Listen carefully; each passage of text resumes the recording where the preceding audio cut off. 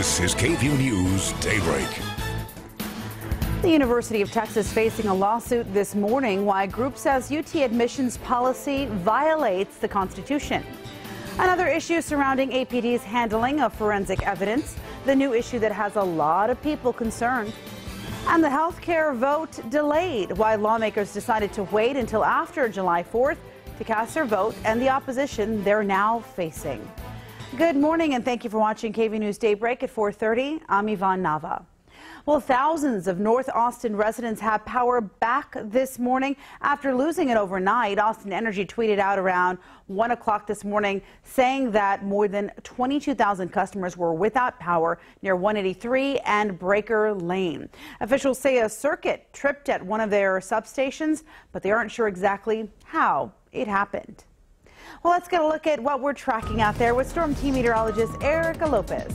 Good morning, Yvonne. Quiet start to our Wednesday morning. Temperatures pretty average for this time of the year, but notice the radar is quiet, and that's going to be the case. We're going to lessen rain shower chances for the rest of the work week, but increased temperatures. Still lots of Gulf moisture funneling in, so a chance for a spotty shower is possible. It will mainly stay east of Austin, but as of now, the majority of the rain overnight has really remained closer to the coast. Here's a look at your temperatures that you're waking up to this Wednesday morning in the 60s, and it's not too bad humidity-wise either, so kind of bearable out there. Enchanted Rock 67, Mason at 69. This morning our central counties in the lower 70s, 72 in Austin, and about a degree warmer at ABIA, while our eastern counties remain in the lower 70s and upper 60s out there. So not a bad start to our Wednesday. Here's what we're tracking this afternoon. 93 degrees for your forecasted high. Notice temperatures slowly getting warmer, and then still a chance for a spotty shower. Again, mainly east of I-35 is what we're talking about. An east-southeast wind is to thank for still the slightly humid conditions that will be in place. That humidity is expected to increase overnight, with overnight lows tonight at 74 degrees. Back to you. All right, thank you. A massive cyber attack is freezing computers and demanding a ransom. Some hospitals in Pennsylvania had to cancel surgeries because of the hack. A pharmaceutical company in New Jersey was also hit, as well as a company that makes Oreo cookies. Thousands of companies worldwide received a message saying, "Your files are no longer accessible. Nobody can recover your files without our decryption service. Send $300 worth of Bitcoin."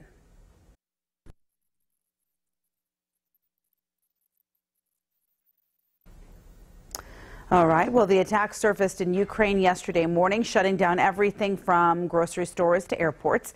Researchers believe it's a new form of ransomware that hasn't been seen before, and it appears to use hacking tools like the one seen in another worldwide attack back in May. Senate Republicans facing a major setback in the push to repeal and replace the Affordable Care Act.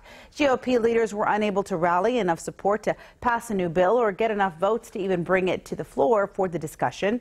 ABC's Janae Norman is in Washington, where Republicans are now delaying that vote.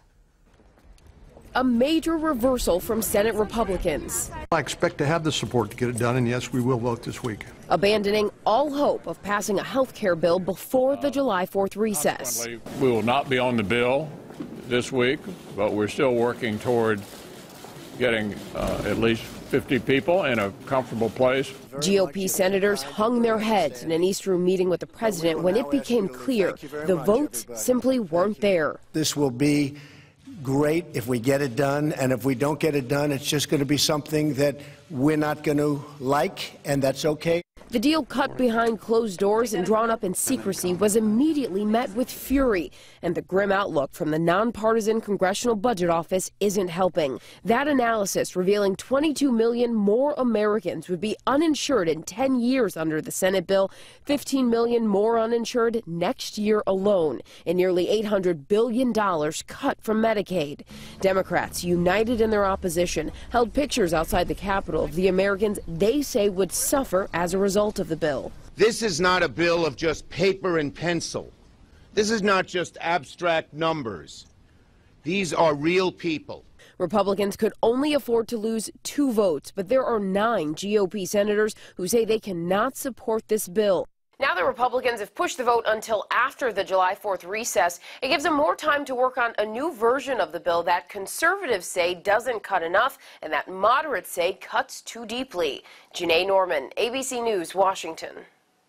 For the second time in recent months, Austin police equipment could have put forensic samples at risk. APD says they recently discovered mold on about 850 rape kits, some dating back to the early 1990s. The good news so far is that the mold does not appear to be impacting the ability of forensic analysts to get evidence from those sexual assault kits. And this comes at a time when APD has been working to restore public confidence after it closed its DNA lab last year because the state questioned its procedures. APD learned about this issue in April after a private lab hired to test DNA kits found mold. Officials then inspected a refrigerator housing about 1,600 samples, and they found mold on about 850 containers. The department has now asked experts across the country about how to prevent that from happening. Officials point out that because the kits with mold on the containers had not been tested, they did not play a role in any criminal case that resulted in a conviction. The University of Texas is facing a new lawsuit over their admissions process. Former student Edward Blum says that the use of racial and ethnic preferences in admissions at UT violates state law and the Texas Constitution.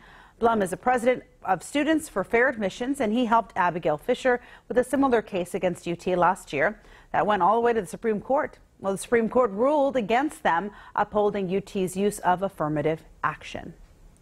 Well, the father of a 22-month-old Houston boy at the center of an Amber Alert is in custody this morning. The Amber Alert was issued yesterday afternoon for the toddler after police say his father took him during an argument with the mother. The search ended around 11 o'clock last night. Officials say the little boy is safe and will be reunited with his family. A reminder this morning to look twice before filling up at the gas pump. Yesterday, officials found a card skimmer at a 7-Eleven gas station on I-35. The Austin Police Department says it has been removed and no others were found at the other pumps. But don't forget to check the keypad and card slot before using any gas pumps. Well, bad news for boaters and lake goers this summer. Zebra mussels have made their way into Lake Travis. Biologists confirmed the presence of the invasive species last week, and they can spread quickly and attach themselves to pipes that transfer water, clogging public water intakes and damaging boats and motors left in infested waters. They grow to about ½ an inch and can be identified by their striped zebra-like shell. You can see it there. The best advice is to clean, drain, and dry your boat when removing it from the lake. It's going to get worse before it gets better, and that's what we've seen in other lakes in Texas. This is far south. This is more of a cold water animal. It likes to thrive in cooler waters. We were hoping that further south in Texas it wouldn't thrive as well. Well, we're told that the drinking water in Lake Travis is not affected. No live zebra mussels have been found in any of the other Highland lakes. If you spot one, you should report it immediately. The search is on for a new Austin city manager, and it has been for some time. And today a task force is asking for your input on what you would want and expect of a new city manager. The search advisory task force is holding a meeting today at City Hall from 6 to 8 as part of phase 1 of the search. After this, a recruitment firm will look for qualified candidates based on the community feedback. All right, let's take a look at our weather once again with Erica Lopez.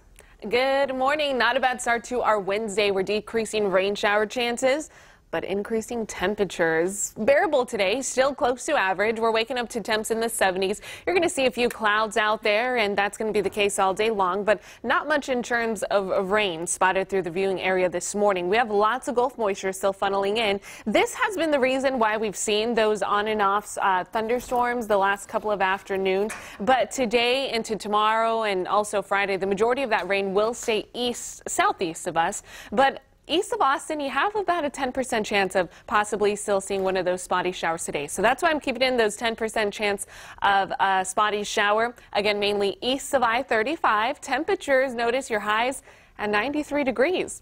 Our average for this time of the year is 94, so not too far off, although we've had a decent 4 days in a row with recorded rainfall at Camp Mabry. Today's not likely to be the 5th day, but we'll still keep a close eye on it as, again, a 10% chance of showers is in the forecast. Yvonne, back to you. All right, thank you so much. Well, Reader's Digest has released the top 10 nicest places in America, and one Central Texas high school is on the list. Pflugerville High School is currently ranked at number 3, but hopes to make it to the top of the list. For the past 6 years, they've donated the most coats for kids, and every Christmas, each classroom adopts a student in need. But students and administration there say that being nice is an everyday thing at Pflugerville High, and you can see it in the school cafeteria. If you walk in there, you don't see us separated by like ethnic groups or like by social status. It's like a mix of everyone. I think what makes Pflugerville High School a really nice place is that the community really cares about each other. It's so awesome. Now Reader Digest is putting on a contest for the nicest place in America. You can vote once a day until July 7th, and we have that link at KVUE.com. Well, from the sheriff's office to the television screen, the department that may soon get its own TV show to help solve cold cases. Now looking for love on a new app, but not everyone can sign up. We're going to tell you about the new exclusive dating app in Austin that you have to be invited to.